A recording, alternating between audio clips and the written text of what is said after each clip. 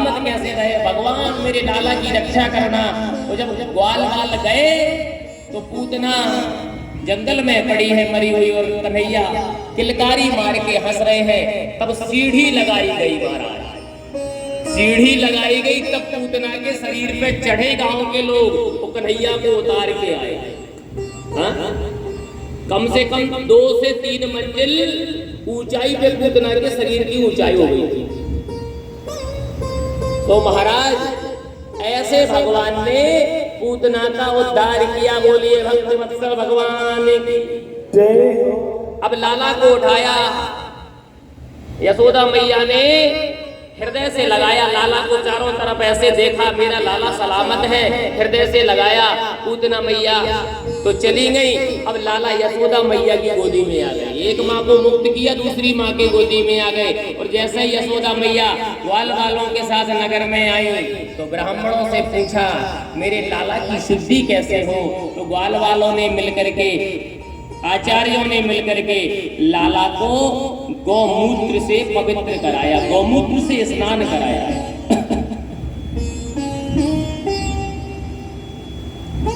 इसीलिए भगवान का पंचकव्य स्नान होता है। गौमूत्रे स्नात्वा पुनरो रजसार्भकम्। जब भी लाला संकट में पड़े यशोदा मैया पंचगव्य से स्नान करावे। और गौ माता का जो पंचगव्य है उसमें बड़ी शक्तियां हैं। यहाँ तक कि गौमूत्र को तो हमारे साइंटिस्ट कहते हैं, वैज्ञानिक, कि कैंसर के जीवाणुओं से, बैक्टीरिया से लड़ने की भी शक्ति है। लेकिन गौमूत्र अच्छी गौ माता, देसी गौ माता का होना चाहिए। ठीक है ना? जो गौ माता होती है देसी, हमारे भारतीय नस्ल की, उसमें भी जो बछिया हो, बछड़ा हो, उसके गौमूत्र पान का दवा के रूप में ज्यादा सेवन बताया गया। तो लाला को पंचगव्य से स्नान कराया। इसके बाद लाला को ब्रज की रज में लिटाया। ये टोने टूट के चल रहे हैं कि हमारे लाला को कोई जादू टोना नजर भूत प्रेत तो नहीं लग गया। इसके बाद लाला को गाय की पूंछ का झाड़ा लगाया। हाँ? इसीलिए छोटे छोटे बच्चों को दुनिया के टोने टोट के मैया लोग करते हैं, हमारे लाला को नजर ना लगे। कहीं ये बांधेंगी, कहीं वो बांधेंगी, कहीं गले में, कहीं नजर उतारेंगे। लाला को नजर ना लगे, लाला को कोई दैवी शक्ति, कोई आसुरी शक्ति प्रभाव ना छोड़े। इसके बाद दूसरी लीला भगवान कन्हैया कहते हैं, या एतत् पूतना मोक्षम कृष्णस्यार्भके अद्मुदम् श्रूयाच्छादयामर्यो गोविंदे लभते रतिम्। पूतना का उद्धार हो गया। एक दिन लाला का जन्म नक्षत्र आया। जन्म नक्षत्र समझ रही हो? जिस नक्षत्र में लाला का जन्म हुआ था, अगले महीने वो नक्षत्र फिर आया। क्योंकि प्रत्येक नक्षत्र हर महीने एक सर्किल चल रहा है। 27 नक्षत्र होते हैं और 27 नक्षत्र पर डे चेंज होते हैं। जब हमारी कथा का मंगलाचरण था, श्रीमद् भागवत जो हम लोग करा रहे हैं, इस कथा का जब कलश यात्रा थी उस दिन पुष्य नक्षत्र था, भाग्य नहीं था। ऐसे ही उसके पहले जिस दिन हम यात्रा करके आए उस दिन पुनर्वसु नक्षत्र था। और अभी जो पूर्णिमा आएगी उस दिन वैशाख महीने का जो पूर्णिमा होगी उसमें विशाखा नक्षत्र होगा। 27 नक्षत्र है। और 27 नक्षत्र ये राजा दक्ष की कन्याएं हैं, वो चंद्रमा की पत्नियां हैं। ये 27 नक्षत्र चंद्रदेव की पत्नियां हैं। रोहिणी नक्षत्र, स्वाति नक्षत्र, अश्लेषा नक्षत्र, मगा नक्षत्र, रेवती नक्षत्र, मूल नक्षत्र, 27 नक्षत्र। तो महाराज अगले महीने जब लाला के जन्म का वही नक्षत्र आया जिस नक्षत्र में जन्म हुआ था,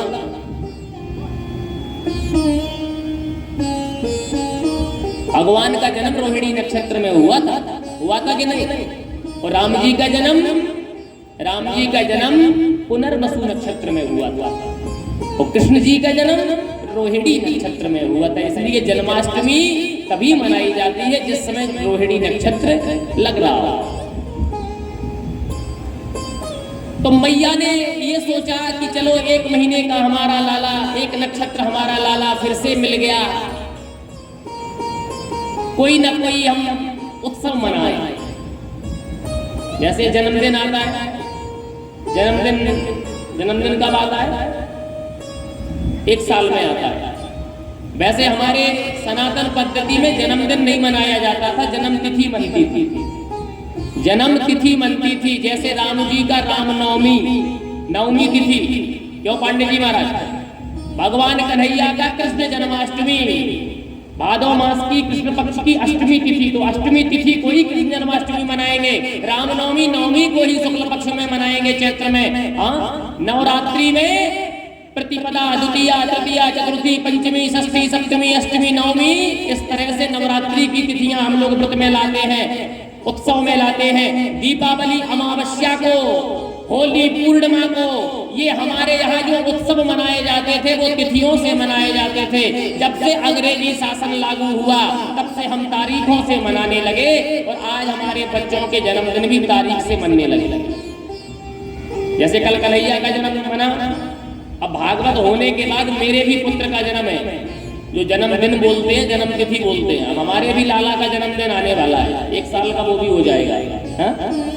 तो यहाँ से कथा के बाद हमें उसके जन्मदिन की तैयारी में लगना है। मेरे ऊपर तो बहुत जिम्मेदारियां बढ़ गई पांडे जी। कभी कभी सोचता हूँ कि प्रभु में धरती पे ही क्यों आया है? ये लाला लाली के चक्कर में, यहाँ भागवत जी के चक्कर में, मैं तो इन्हीं को लाला मानता था। सबसे बड़े लाला तो यही है, लेकिन परमात्मा की जैसी इच्छा हुई है वही जो राम रचि रागा। तो हमारे पूज्य पिताजी का, माता जी का विचार है, उनकी अपनी तैयारी है कि भाई समय निकाल के आ जाना। क्यों तुम्हारा भरोसा नहीं रहता? तुम कथाओं पे और समाज सेवा पे ज्यादा ध्यान देते हो। तुम्हें ना बच्चों से मतलब, ना घर से मतलब। तुम तो आए तो तुम्हारे आने का ना पता, ना तुम्हारे जाने का पता। हमने कहा हम प्रधानमंत्री मोदी से ज्यादा बिजी लाइफ है हमारी। हाँ, कैसे? मोदी जी तो देश सेवा कर रहे हैं, लेकिन शादी वादी कुछ नहीं, उनके तो ना बाल ना बच्चे। लेकिन हम तो उनसे ज्यादा बिजी हैं कि समाज सेवा भी कर रहे हैं और अपनी गृहस्थ की भी सेवा कर रहे हैं, तो उनसे डबल बिजी हैं हम। तो प्रोग्राम है कि अखंड रामायण का पाठ होगा, उसके जन्मदिन पर हवन होगा। पूरे गांव में जितनी कन्याएं होंगी उनको लड्डू बनवा करके उनको भोजन कराया जाएगा, खीर पूड़ी लड्डू जो भी बनता होगा। इसके बाद जो अपने नाते रिश्तेदार, जो भी अपने सगे संबंधी हैं, उनको शाम को भोजन कराया जाएगा। बताओ कितना प्रोग्राम का सार दिया। हमारी खोपड़ी पे ये सब लाद दिया बाहर। यही तो है 84 के चक्कर में आदमी उलझ जाए। तो मेरा लाला भी अब 1 साल का हो रहा है। जैसे कन्हैया 1 नक्षत्र पार कर रहे हैं, तो हमारा लाला भी अब 1 वर्ष पार कर रहा है। और उसका नाम हमने रखा है चिरंजीव रुद्राक्ष। रुद्राक्ष की माला से हमें बड़ा प्रेम है, इसलिए हमने उसका नाम ही रुद्राक्ष रख दिया। हम शिव जी से जोड़ दिए उसको। बोलिए शंकर भगवान की। तो माता यशोदा को लग रहा है कि हम अपने लाला का हर महीने उत्सव मनाएं। जैसे हम लोग 1 साल में मनाते हैं जन्मदिन, तो माता यशोदा हर महीने उत्सव मना रही है। तो क्या किया? अपने लाला को सज धज के काजल टीका करके पलने में लिटा दिया और पल्ले में लिटा करके नाई को बुलाया। बोले पूरे गांव में गोपिकाओं को बुलौआ दे के आओ कि लाला के मासिक उत्सव में शामिल हो जाए। वार्षिक उत्सव नहीं, मासिक उत्सव। तो सारी की सारी सखियां आई। तो सखियों में यशोदा मैया लग गई, सखियों में यशोदा मैया लग गई। लाला रोने में लगे। तो जब घर में कोई नाते रिश्तेदार आ जाए तो फिर माता पिता बच्चों का ख्याल नहीं रख पाते, फिर उसी में उनकी सेवा शुश्रूषा में, उनकी आओ भगत में लग जाते। कन्हैया इतने जोर जोर से रोए तो कन्हैया को पलना उठा करके कहा कि हो सकता है कि अंदर इसको विचलन हो रहा हो, इसको एकांत में लिटा दे। क्यों? क्योंकि अंदर भीड़ भाड़ है, हो सकता है बच्चे भीड़ भाड़ से रोते हैं। तो बाहर आंगन में बैलगाड़ी खड़ी थी, तो बैलगाड़ी के नीचे पलना रख दिया। बोले हमारा लाला बढ़िया छाया में, पेड़ लगे हैं, बैलगाड़ी खड़ी है, छाया में सुंदर वातावरण में लेटा रहेगा। कन्हैया ने रोना बंद नहीं किया।